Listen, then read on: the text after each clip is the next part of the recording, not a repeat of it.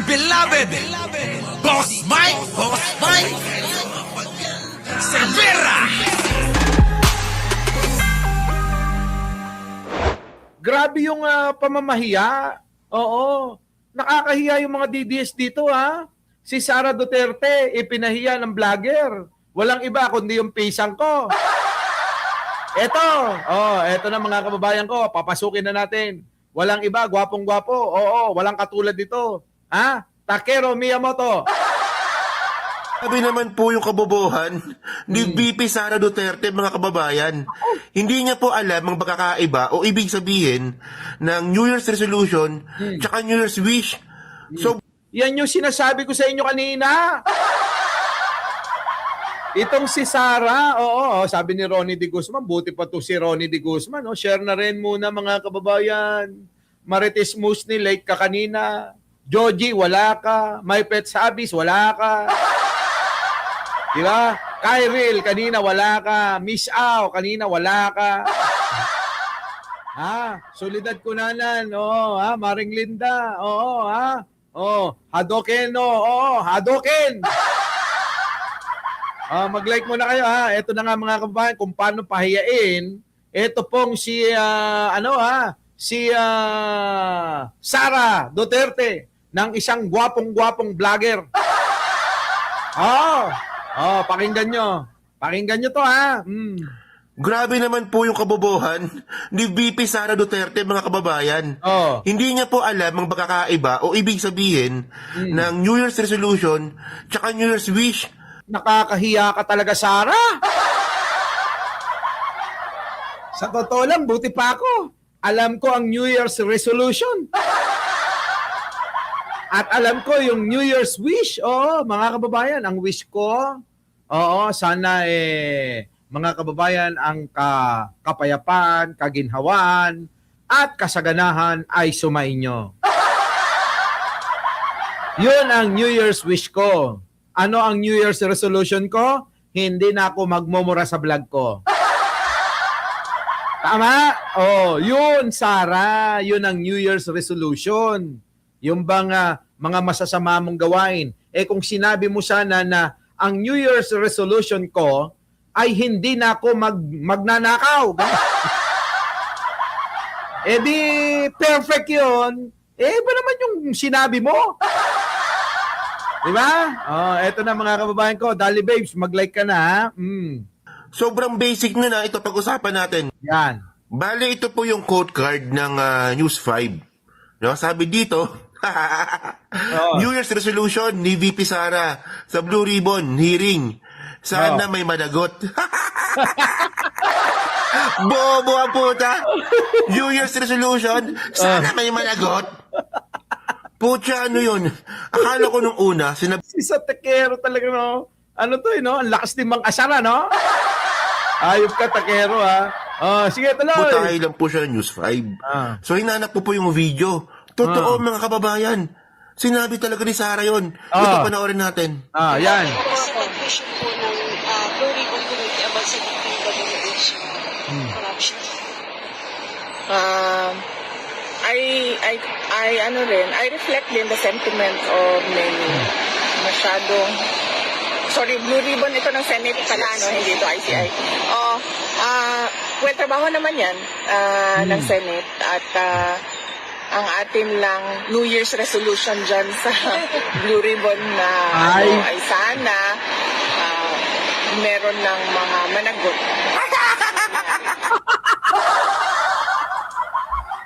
Diyos ko! Grabe! Alam nyo, mas natuwa pa ako sa mukha ni Takeru Miyamoto eh. New Year's resolution? Sana may managot? Uy, mga DDS, di ba kayo nahihiya niyan? Baka pati anak nyo mas matalino dyan. Kayo, nasaan ba kayo? Mga DDS kayo. Yung laging pinagtatanggol si Sara Duterte nyo. Narinig nyo? New Year's resolution? Sana may managot dyan sa Red Ribbon tuloy. Blue Ribbon Committee? Ano ba naman yan? Kita nyo mga kababayan, pinagtatawanan ng mga vlogger. Yung kahinaan ng ulo ni Sara Duterte talaga. Mukhang may hangin ang utak niya. Ano? Mukhang may hangin ang utak niya. Biruin nyo, nasa ibang bansa pa yan. Fresh na fresh yan. Nasa malamig na lugar ka pa. O, di ba? Nakabonet ka pa nga. O, di ba? Grabe to si Takero. O, panoorin nyo nga muna ng buo. Panoorin muna natin ng buo bago natin bigyan ng reaksyon, ha? O, ito na. Takero Miyamoto, pasok! Grabe naman po yung kabobohan ni VP Sara Duterte, mga kababayan. Hindi niya po alam ang pagkakaiba o ibig sabihin ng New Year's resolution tsaka New Year's wish. Sobrang basic na ito pag-usapan natin. Bale, ito po yung quote card ng News 5. Nako! Sabi dito, New Year's resolution ni VP Sara sa Blue Ribbon hearing. Sana may managot. Bobo ang puta! New Year's resolution, sana may managot. Pucha, ano yun? Akala ko nung una, sinabotahe lang po siya ng News 5. So, hinanap po yung video. Totoo, mga kababayan. Sinabi talaga ni Sara yun. Ito, panoorin natin. Public presentation po ng Blue Ribbon Committee about sa DPWH corruption. I reflect din the sentiment of many. Masyadong, sorry, Blue Ribbon ito ng Senate pala, hindi ito ICI. Well, trabaho naman yan ng Senate at ang atin lang New Year's resolution dyan sa Blue Ribbon na ay sana meron ng mga managot. Ano mga kababayan, explain pa ba natin yung pagkakaiba ng New Year's wish tsaka New Year's resolution? Tanga-tanga mo, Sara. Gusto mo maging presidente, ibig sabihin ng New Year's wish, hindi mo alam? Ibig sabihin ng New Year's resolution, hindi mo rin alam? Hindi mo alam pagkakaiba? Ano, explain pa natin? Kaya tuloy, pinapahiya ka ni Takero. Pinapahiya ka ni Takero, Sara Duterte. Tatanga-tanga ka. Baka naman may DDS dyan, mga kababayan, na pwedeng ipagtanggol siya, parang awa nyo na. Sapagkat ito, magbabiral talaga. New Year's resolution, sana may managot. Tama nga naman si Takero. Ang tanga mo. New Year's wish, oo. Hilingin mo, tama sana. Mukhang hindi niya yata alam ang ibig sabihin ng New Year's resolution sa New Year's wish. Grabe, no? Tindi ng tama ni Sara talaga. Sobra ho ito, mga kababayan ko, ewan ko sa inyo. Kayo po ba, mga kababayan, ay boboto ng isang nagngangalang Sara Duterte na hindi niya alam kung ano yung New Year's resolution at sa New Year's wish? Ewan ko. Grabe. Siyempre, hindi magpapakita yung mga DDS din Makikinig lang sila, tapos tatawa-tawa. Hindi makakapag-comment kasi hindi nila maipapagtanggol si Sara Duterte. Hirap niyan. Oo, mahirap ipagtanggol yan, mga kababayan. Sa totoo lang. Oo, kung si Pangulong Bongbong, gaganyan-ganyan, iniwan ko na yan. Tama, mga kababayan, ganyang kahina ulo. Mas matalino pa yung mga anak nyo. Nako! Ngayon, mga kababayan ko, naniniwala na ba kayo sa mga sinasabi natin dito na si Sara Duterte, bobo? Naniniwala na ba kayo na si Sara Duterte ay anak lang ni Digonyo, kaya tinitignan ng mga bobo na taga-suporta ni Digonyo? Grabe, oo. Oo, natutuyo na din utak ng DDS. Sabi ni Miss Au, abogado pa yan. Baka ang ibig sabihin New Year's resolution niya, managot na siya sa kanyang kaso. Yun na nga. Ayan na nga, sinampal ng kaso kanina.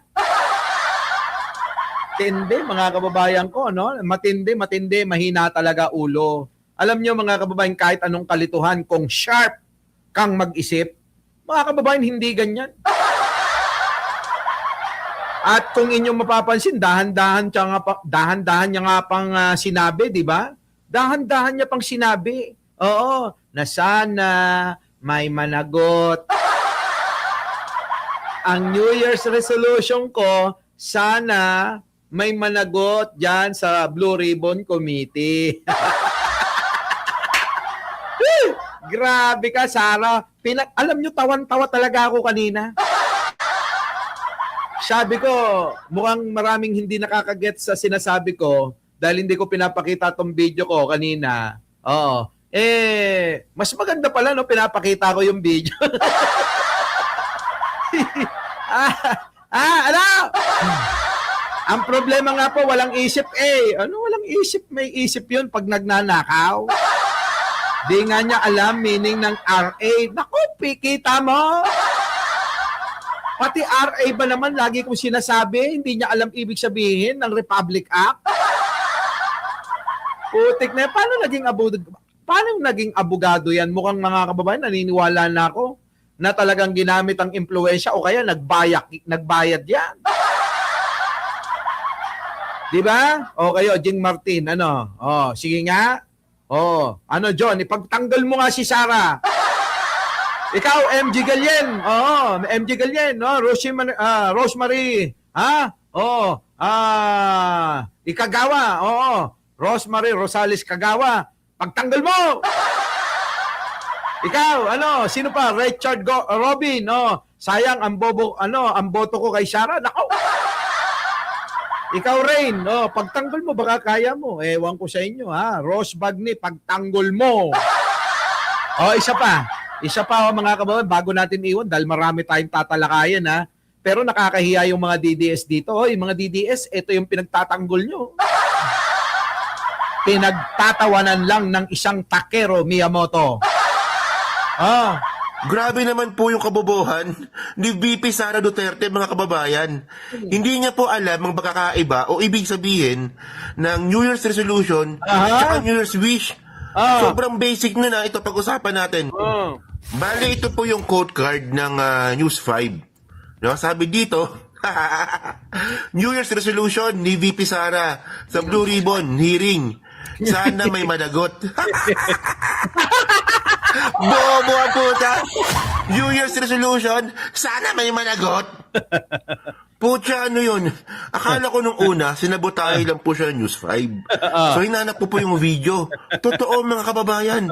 Sinabi talaga ni Sarah yun. Ito, panoorin natin. Sabi ko sa conclusion po ng Blue Ribbon Committee about sa DPWH corruption. I reflect din the sentiments of many. Masyadong, sorry, Blue Ribbon ito ng Senate pala, hindi ito ICI. Well, trabaho naman yan ng Senate at ang atin lang New Year's resolution dyan sa Blue Ribbon na ay sana meron ng mga managot. Ano mga kababayan, explain pa ba natin yung pagkakaiba ng New Year's wish tsaka New Year's resolution? Tanga-tanga mo, Sarah. Gusto mo maging presidente, ibig sabihin ng New Year's wish, hindi mo alam? Ibig sabihin ng New Year's resolution, hindi mo rin alam? Hindi mo alam pagkakaiba? Ano, explain pa natin? Ewan ko sa inyo. Puta.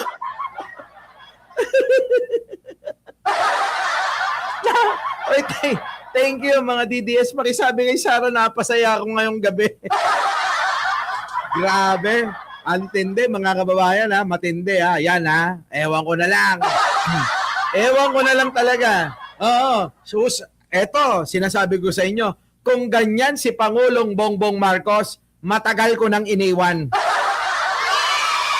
Di ba? Nakakahiya. Bilang taga-suporta, ikaw na mismo mapapahiya para sa kanya. Ikaw na mahihiya sa kanya, no, mga kababayan ko? Ikaw na mahihiya para sa kanya. Pero itong mga DDS kasi, oo, iba klase. Ang naniniwala sa isang tangat bobo, abay mas masahol pa sa kanya. Di ba? Tama, mga kababayan ko. Tama, tama. Oh, yan ang grabe, matindi si Sar. Matindi talaga. Oo, ayan oh. Dito tayo. Oh, dito. Yan oh. Sa DPWH corruption. I reflect din the sentiments of many.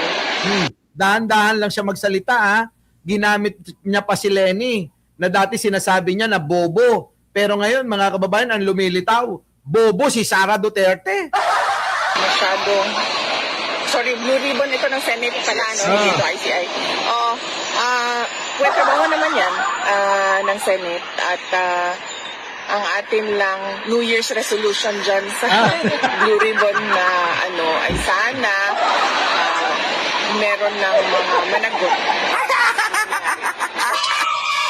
Ano mga kababayan, explain pa ba natin yung pagkakaiba ng New Year's wish tsaka New Year's resolution? Wag na. Putik na yan. Oo, kailangan si Sara magpa-tutor ng 5. Digong, hindi mo ba kinuha ng tutor si Sara nung nag-aaral siya? Kasi, mga kababayan, si Sara talaga ang nangangailangan ng tutor, ha? Para matuto, mga kababayan, kasi nakakahiya. Ay, nako, nakakahiya, mga DDS. Nako, Diyos ko, kayo na napapahiya rito. Tama, mali. Ay, mga kababayan, sa totoo lang, ang mga DDS ang napapahiya dahil kay Sara.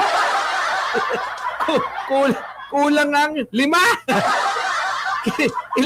ilan dapat ang tutor niya? Putik na yan, mga kababayan ko. Oo, si Sara Duterte kailangan talaga ng 5 tutor. Ngayon, bahala na kayong magdagdag. Grabe no, hina ng ulo. Ewan ko. Alam nyo, sa totoo lang, dito lang kay Sara, sulit na tong live ko.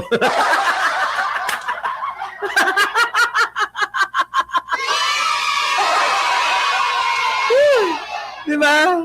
Sulit na mga kababayan yung live ko ngayong gabi. Oo, kung si Sara lang ang topic ko. Putik na yan, mga kababayan. Ewan ko. Sige na. Eto na. Ito namang isa.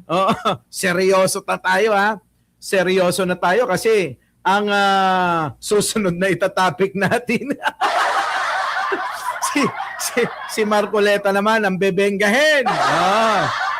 Worth it. Worth it na yan. Ano ba kayo? Sabi nga ni Jing Martin nauutot na sa kakatawa. Iba. Kasi yung mga kababayan, hindi natin papansinin yan kung ordinaryong tao lang. Tandaan nyo, si Sara Duterte ay nagbigkas na tatakbong presidente. Mga kababayan ko, ang presidente natin, alam nyo, kapag ka natuloy, manalo si Sara, wag naman sana. Mga kababayan siguro lagi tayong pinagtatawanan ng mga taga-ibang bansa. Oo. Diba? Oo, mga kababayan, pagtatawanan tayo ng mga taga-ibang bansa. Dito na tayo, tanggalin na natin tong mukha ni Takero. Alam nyo kasi mga kababayan ko, ang alam lang naman ng mga DDS ma-make news Oo, yan lang, ma-make news dahil sa mga perang binabayad sa kanila. Our beloved Boss Mike